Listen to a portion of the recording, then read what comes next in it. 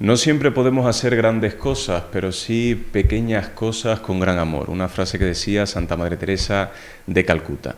El pasado 8 de junio, Cáritas, en un acto que contó con la presencia del obispo Bernardo Álvarez, dio cuentas de todas las acciones y proyectos que se llevaron a cabo, su memoria institucional del año 2022, así como el proyecto de emergencia volcánica. Precisamente para hablarnos de este tema, recibimos en nuestros estudios de Onda Cero La Palma a Jorge Concepción Feliciano, delegado arciprestal de Cáritas en los Llanos de Aridane y también párroco de la Villa y Puerto de Tazacorte. Bienvenido, Jorge, ¿qué tal? Muy bien, muchas gracias por habernos invitado para compartir un poquito nuestra vivencia y lo que hemos hecho. Y por otro lado también recibimos a Encarnación Martín, conocida como Canu por todos, coordinadora arciprestal de los Llanos de Aridane. Eso es. ¿Qué tal, Canu? Bienvenida. Bien, muy contenta de estar aquí. Bueno, para arrancar, para intentar conocer un poquito más Cáritas, una definición. ¿Qué es Cáritas? ¿Cómo definirían ustedes Cáritas? Canu. Pues Cáritas es una entidad de la Iglesia Católica que se dedica a ayudar a los últimos de los últimos, es decir, a las personas necesitadas. Concretamente, en esta época, con la emergencia volcánica, pues nos hemos volcado, por decirlo de alguna manera, con esas personas que necesitaban ayuda de todo tipo. Jorge, ¿está de acuerdo con Canu? Yo voy a ampliar un poquito más. Es decir, en la Iglesia tenemos como tres patas. Una es la liturgia, otra es la evangelización, la enseñanza, la catequesis, y la otra es la caridad. Entonces, Cáritas existe en razón de que es el brazo de la caridad, o sea, la cara de la caridad de la Iglesia. Es decir, aunque no hubiera, por ejemplo, últimos y no atendidos, que eso es muy difícil, Cáritas tendría que estar también en la parroquia mostrando la caridad para que las relaciones, para que todo sea fluido, como se suele decir, ¿no? Y sea más familiar, más fraternal también, ¿no? Jorge, ¿cuáles son esos perfiles de personas que acuden a pedir ayuda? Incluso, ¿cuáles son esos perfiles familiares, toda una familia que suelen ir a tocar las puertas de Cáritas? Bueno, están variados porque todas las parroquias no son iguales. Estamos hablando, por ejemplo, que nuestro arciprestazgo cogemos desde Los Llanos a Fuencaliente, incluso Garafía. Digamos que la atención de base más importante de toda la isla, la de los Llanos de Aridane, es decir, la de la parroquia de los Remedios, es la Cáritas más potente quiero decir, el número de personas que acuden, incluso más que en Santa Cruz de la Palma, ¿no? Siendo solamente una Cáritas, en Santa Cruz de la Palma estaría la de El Salvador, la de San Francisco y creo que la Encarnación o Las Nieves, ¿no? Se dividía en tres casi la misma cantidad de personas, ¿no? Pero que sí es verdad que el perfil de la caridad, de las personas que acuden a Cáritas después de la crisis económica del 2007 cambió mucho, ¿no? Antes teníamos como una idea, estos son los que vienen a Cáritas, por hoy un montón de personas con perfiles variados, personas que tenían su trabajo, que tenían su familia, que acuden a Cáritas porque han pedido trabajo, porque los han echado de las casas o incluso porque se han quedado solos, ¿no? Entonces yo no me atrevo a decir, de verdad que tengo aquí la memoria y no sé buscar ahora mismo el perfil concreto, digamos, la mayoría sería, me parece que otros años era mujer, 35 años, era como si fuera el perfil así como más, digamos, como la media, ¿no? Por decirlo de alguna manera, ¿no? Canu, y respecto a la principal financiación de Cáritas, ¿cómo consigue sustentarse Cáritas en estos tiempos de crisis? Cáritas siempre se ha sustentado de dos formas diferentes. Por una parte, las aportaciones que hacen los socios, las colectas que se hacen a primero de mes, herencias que se reciben, etcétera. O sea, una aportación, una entrada de dinero que llamamos propia, y otra es el tema de las subvenciones, que dependemos de cabildos, ayuntamientos, incluso gobierno, la cruz de marcar en la casilla de Hacienda. Todo eso son dos partes. Ahora, actualmente, es mayor la parte no de subvenciones que la de subvenciones. La de subvenciones siempre está sujeta a que los partidos quieran o no quieran, cambie. Entonces, bueno, hay que concurrir a unos concursos que a veces los ganas y otras veces no. Recordamos esa crisis volcánica del año 2021, cuando el volcán Tajo Gaite entró en erupción el 19 de septiembre. Cáritas también estuvo presente, tanto en el proceso eruptivo como el proceso poseruptivo. Le voy a pasar el proceso eruptivo a Jorge Concepción Feliciano para que nos cuente qué fue lo que realmente hizo Cáritas durante este proceso, en qué se centró, cuáles fueron las actividades que llevó a cabo. En primer lugar, bueno, Cáritas lleva actuando siempre en el territorio, aquí en Los Llanos, desde hace bastantes años, de manera que la gente ya tenía muchas personas tienen referencia de Cáritas y desde el principio hubo personas que acudieron a Cáritas, ¿no? No el volumen mayor, porque Cáritas no es una entidad de emergencia, de manera que pues bueno, las instituciones y Cruz Roja, que es una de las entidades de emergencia, pues derivaban y ya, pues bueno, les llevaban cuando fueron al fuerte, cuando fueron al hotel, distintos lugares, la asistencia económica y también médica, y también de comida. Pero nosotros lo primero que hicimos es primero atender a las personas que venían, reunirnos entre nosotros, unir esfuerzos, ir haciendo una especie de estudio de la realidad, qué demandas tenían las personas, iban acudiendo, y fuimos creciendo, de manera que al final teníamos hasta 5 personas dedicadas exclusivamente al proyecto de la emergencia, ¿no? Se creó una cuenta, se creó un teléfono de atención exclusivo y específico, y la gente llegamos a tener hasta 6 millones de euros de lo que la gente iba dando, ¿no? Y ahí fue creciendo, pero al principio, como no éramos una entidad de emergencia y nosotros reclamamos durante todo tiempo en las 2 visitas del presidente nacional y algunas veces que tuvimos encuentros con algunas de las instituciones, les reclamamos siempre coordinación, porque nosotros no íbamos a actuar por nuestra cuenta, después haciendo pues otras entidades o incluso las instituciones haciendo, ¿no? No queríamos solapar dada la situación tan grave en la que estábamos, ¿no? Entonces al principio lo que nos tocó es reorganizarnos, crecer, atender a las personas que venían ya puntualmente, y poco a poco ya fue empezando a venir, digamos, personas que muchas veces al principio no estaban en ningún lado, o sea, las instituciones no te daban porque no correspondías con el perfil de afectado o damnificado, y entonces empezó así, ¿no? Y después ya Cano te puede decir todo lo que seguimos haciendo, ¿no? En el proceso poseruptivo, Cano, en el cual nos encontramos inmersos, Cáritas sigue trabajando. Sí, y además es que realmente, como decía Jorge, en el momento, cuando estaba la erupción, había muchos organismos que se podía acudir para recoger alimentos, tarjetas, Cruz Roja, por ejemplo, etcétera. Pero cuando terminó el proceso eruptivo, empezaron a decaer esas ayudas, y Cáritas es la que se mantuvo, porque teníamos una cuenta que realmente había sido unas aportaciones muy cuantiosas y podíamos seguir ayudando. Entonces, no era solamente alimentos, sino que la gente se veía incapaz de pagar los alquileres, que como sabéis subieron muchísimo, de arreglar casas que no se las había llevado al volcán, pero a lo mejor no tenían los techos, les faltaban los electrodomésticos o se habían estropeado los muebles. Entonces se amplió a todos esos, incluso gente pues que necesitaba, porque como además de perder la casa o de estar desalojado, como es el caso de la gente que vivía en La Bombilla y en Puerto Naos, habían perdido el trabajo porque trabajaban en los plátanos o en fincas donde no se podía acceder, pues la demanda era de cualquier tipo, es decir, desde comprar unas gafas hasta ir a un dentista, cosas que la Seguridad Social no atiende, y que también desde Cáritas se ayudó. Y luego, sobre todo, el gran problema para mí fue la vivienda, porque la vivienda nosotros detectamos, se hizo un estudio con la gente que había solicitado ayuda para alquiler, porque vimos los que más del 50% no tenían contrato. Estaban en alquiler sin contrato, con lo cual tampoco podían pedir las ayudas de alquiler que daba el Gobierno de Canarias. Entonces, la única forma de poder seguir pagando el alquiler era pues con la ayuda de Cáritas. En principio, Cruz Roja atendió, los alquileres fueron 3 meses, pero a continuación pues Cáritas. Y a día de hoy seguimos en eso, porque hay mucha gente que todavía Yo podría no también tiene añadir solucionado. que en la época eruptiva también nosotros, una de las cosas que estuvimos organizando es ver, porque el problema de vivienda era el problema más grave, ¿no? ¿Qué es lo que la iglesia podía ofrecer? Entonces estuvimos haciendo como una especie de censo de casas parroquiales que no están usadas en estos momentos, y algún salón que se pudiera habilitar. Entonces llegamos a hospedar hasta 10 familias, ¿no? Tanto la casa de Punta Gorda como la de Garafía, como el salón parroquial del puerto, y después ya en El Paso la casa de la catequista de la Virgen del Pino, ahí donde había varias familias, incluso los salones parroquiales. Eso fue en la época eruptiva y poseruptiva, porque algunos estuvieron, se alargaron el tiempo, bastante tiempo, ¿no?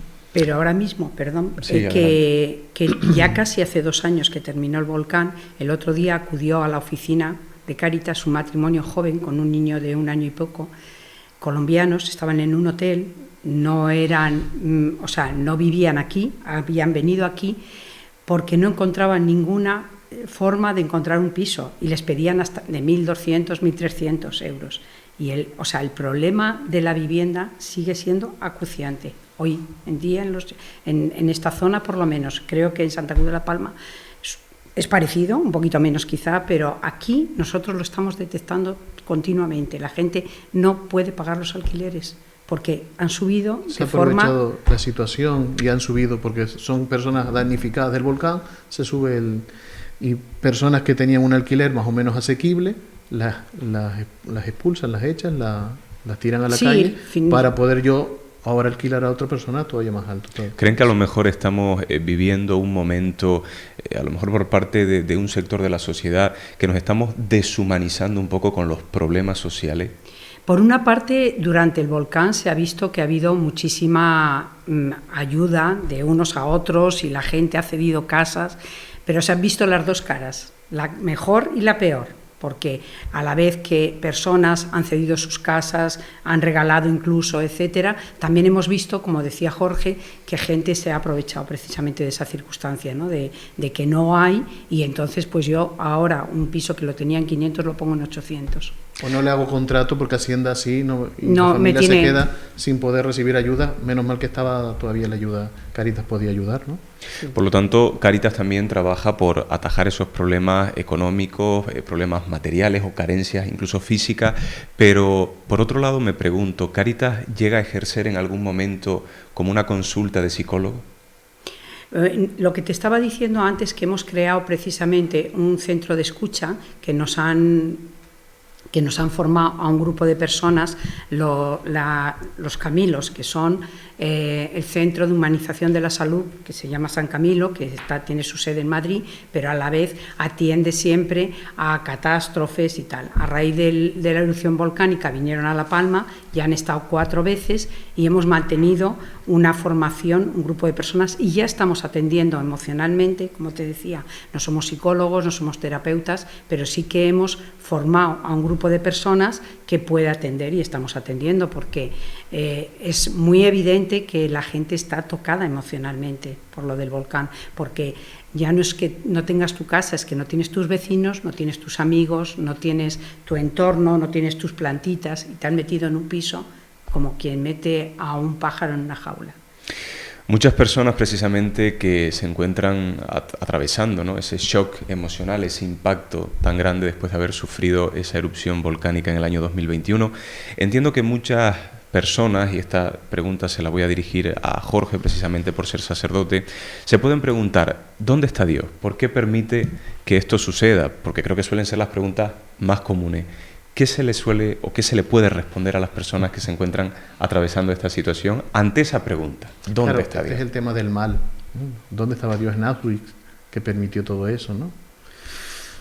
La respuesta no es fácil, no se puede responder en un titular, ¿no? Pero yo sí me acuerdo que cuando vino el nuncio, que él es de Filipinas, yo me acuerdo que yo le hice alguna pregunta en ese sentido, claro. En Filipinas hay tifones, huracanes, volcanes, todo lo que hemos vivido nosotros, pero a lo más, ¿no? Y también tsunami, y él desde pequeño se recuerda, ¿no? Entonces dice que ellos no se preguntan tanto dónde está Dios, sino lo que hace es tomar conciencia de, digamos, de la brevedad de la vida, de la debilidad del ser humano en relación a la naturaleza, y eso, al contrario, los hace confiar más en él, porque si no estarían solos. Ante el sufrimiento de las personas, Jorge, sobre todo de los grandes inocentes, por ejemplo, podemos hablar de niños, sí. ¿Usted cree que Dios llora también? Claro que Dios llora. Dios llora y Dios se sufre con el hombre, y esa es digamos, lo que quiso demostrarnos a través de enviarnos a su Hijo Jesús, es decir, yo sufro con ustedes y de hecho mi Hijo va a sufrir para que sientan que Él está sufriendo con ustedes, aunque a lo mejor las cosas no sean como uno quisiera, ¿no? Porque Dios actualmente no suele estar actuando, haciendo milagros todos los días, como a lo mejor todos quisiéramos, que en tanta catástrofe quisiéramos nosotros que no pasara, ¿no? Pero Dios sí está actuando de otra manera, ¿no? Alegrando y animando el corazón y dando esperanza a las personas, ¿no? Y como dice aquí, bueno, pues nos ha dado cabeza, nos ha dado corazón, nos ha dado manos, nos ha dado pie para que nosotros actuemos en nombre de Él. No solo los curas, sino todos los cristianos, ¿no? Somos las manos de Dios, los oídos de Dios, el corazón de Dios y los pies de Dios también. Imagino que Cáritas también, bueno, habrá pasado por sus momentos de crisis, si es que no está atravesando una crisis en este momento, Canu, pero ¿sabrían identificar cuáles pueden ser actualmente las debilidades que presenta Cáritas? ¿Qué es lo que más necesita Cáritas en este momento? Pues lo que más necesita y venimos pidiendo con insistencia son voluntarios. Nos falta personas que se comprometan, porque es difícil. Hoy en día todo lo que tenemos alrededor a lo mejor puede ser más llamativo cuando no lo conoces, porque realmente cuando tú haces un voluntariado hay una cosa que se dice, lo que das te lo das. Es la satisfacción de servir a los demás, siempre compensa. Pero hay una realidad que es que necesitamos gente. Entonces, mira, es una ocasión estupenda para que no solamente pedirlo en las iglesias, sino ante este altavoz, el que necesitamos voluntarios para poder seguir ayudando a los de la emergencia y a los no de la emergencia, porque yo antes, cuando le has preguntado a Jorge cuál es el perfil, nosotros aquí en La Palma, y yo lo he detectado, llevo ya unos cuantos años trabajando, aunque no soy de aquí, pero llevo trabajando como voluntaria unos años, pues tenemos muchos emigrantes y la emigración aquí en La Palma ha cambiado mucho. Antes venía la gente, venía de Venezuela que tenía dinero, que compraba unas tierras, que compraba una casa. Ahora viene la gente que no tiene nada, tanto de Venezuela como Cuba. Ese es el número mayor de personas que acuden hoy día a Cáritas en los Llanos. Gente que viene de fuera y no tiene ningún apoyo familiar ni tiene dónde agarrarse. Y una cosa que también me gustaría decir, porque yo siempre decía, en esta isla no se pasa hambre, y es verdad, es difícil pasar hambre porque todo el mundo tenía unas papas, o si no las tenía él, las tenía su vecino, o tenía plátanos, pero sí que tenían un problema, y es que no podían pagar la luz o no podían pagar el alquiler. Entonces, esa pobreza energética que se ha hablado también pasa aquí en La Palma, porque a lo mejor es verdad que hambre no pasas, porque no se pasa hambre, pero hay otras necesidades que hay que cubrir y que no hay más remedio y que necesitamos seguir ayudando, por supuesto. Jorge, ¿para qué labores concretamente se están demandando voluntarios en estos momentos? Hombre, en primer lugar, en las parroquias, ¿no? En las cáritas parroquiales, que yo creo que nos pasa a casi todos, que en las parroquias muchas veces la gente se va como cansando, se va debilitando. Entonces, en primer lugar, en las cáritas parroquiales hace falta voluntarios. Por ejemplo, se acaba de crear una Cáritas ahora mismo en Punta Gorda, Tijarafe, Garafía, que lo tiene el mismo sacerdote, ¿no? Y bueno, hay una voluntaria, a ver si surgen más, ¿no? El grupo mío Tazacorte, etcétera, ¿no? Pero también en Cáritas tenemos en La Palma, surgió en La Palma, se inventó en La Palma, es decir, desde Cáritas Diocesana tuvimos el apoyo, se inventó lo que llamamos UMAC, Unidad Móvil de Atención en Calle, que era al principio una trabajadora que iba a visitar a las personas que viven, lo que llamamos las personas sin hogar, ¿no? Que no es que no tengan casa, sino también una infravivienda, puede ser un coche, puede ser una caravana en mal estado, puede ser una cueva. Bueno, pues entonces esa persona se dedicó a patear la isla y salió un informe de 80 personas que habían en la calle. Estamos hablando del año 2017 o 2017 o 2018, ahora mismo no sé exactamente, ¿no? Y bueno, pues ese es el proyecto ahora mismo más importante que tenemos en la isla, y yo creo que el que más, por ejemplo, a los voluntarios más les gusta, porque tenemos un centro de día en Los Llanos y otro en Santa Cruz de La Palma, donde esas personas acuden diariamente de lunes a viernes para ducharse, para recibir un desayuno, desayunar caliente, y luego se le da pues un tupper con comida, ¿no? Que los mismos voluntarios ya hacen. Y después también tenemos la posibilidad de ir a visitar a los que quedan más lejos, sobre todo en Garafía, Punta Gorda, ¿no? Que vamos con el coche, los otros técnicos y con voluntarios que quieran ir, y también los voluntarios sobre todo para el centro de día es lo más importante y necesario, ¿no? Y en el otro lado de la isla tenemos también un hogar donde sería como siempre una especie de lugar de residencia para esas personas que de la UMAC, pues bueno, ellos detectan qué perfiles tienen para poder, digamos, convivir, ¿no? Ahí hay una casa ahora mismo no sé si caben 10 personas, me parece que son, ¿no? Sí. Requiere muchos voluntarios, ¿no? Tanto la UMAC aquí como allá en Santa Cruz de La Palma, como también el centro de día, requiere muchos voluntarios para que ellos no se quemen, porque estamos hablando de 2 diarios, 5 días a la semana. Bueno, pues ese es, digamos, ahora mismo el lugar donde más se demandan voluntarios pero en toda Cáritas siempre se demanda voluntarios, porque Cáritas es sobre todo una entidad de voluntarios, ¿no? Otro de los temas que nos preocupa especialmente desde esta casa, desde Onda Cero La Palma, y estoy seguro que también a muchísimas personas que nos siguen, es la soledad de las personas mayores. Canu, ¿tiene Cáritas una lista donde figuran los nombres, los apellidos de esas personas que se encuentran solas? Incluso de las 24 horas que tiene el día, se pasan solas 28 horas.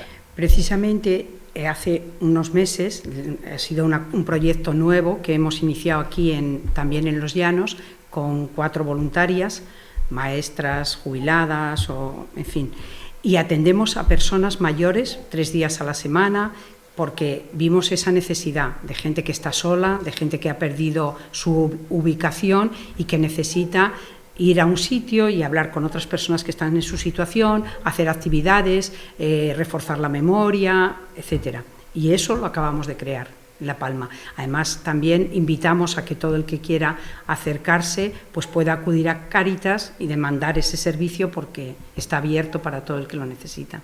Jorge, ¿ve usted alguna diferencia entre ayudar y ponerse al servicio de los demás? ¿Es lo mismo? No, porque nosotros ponemos en el centro a la persona. Cuando tú ayudas, a lo mejor pones en el centro a ti, porque necesitas ayudar, necesitas sentirte bien. Entonces, dice el texto de Corintios, ya podía dar todo mi dinero a los pobres, si no tengo amor de nada me sirve, ¿no? Pues entonces, en Cáritas intentamos, y de hecho el modelo de acción social de Cáritas, el MAS, tiene como primer eje y vértice poner en el centro a la persona. Entonces lo que nosotros intentamos en la formación que damos en Cáritas, o intentamos vivir, es que el centro sea la persona, no yo, no tanto yo, que también el voluntario también hay que cuidarlo, pero sobre todo a la persona a la que atendemos, ¿no? Entonces buscamos la necesidad y buscamos ayudarle en sus necesidades y servirle a él. Si no vives para servir, no sirves para vivir, decía también Santa Madre Teresa. Porque no sirve, no sirve. Decía también Santa Madre Teresa de Calcuta.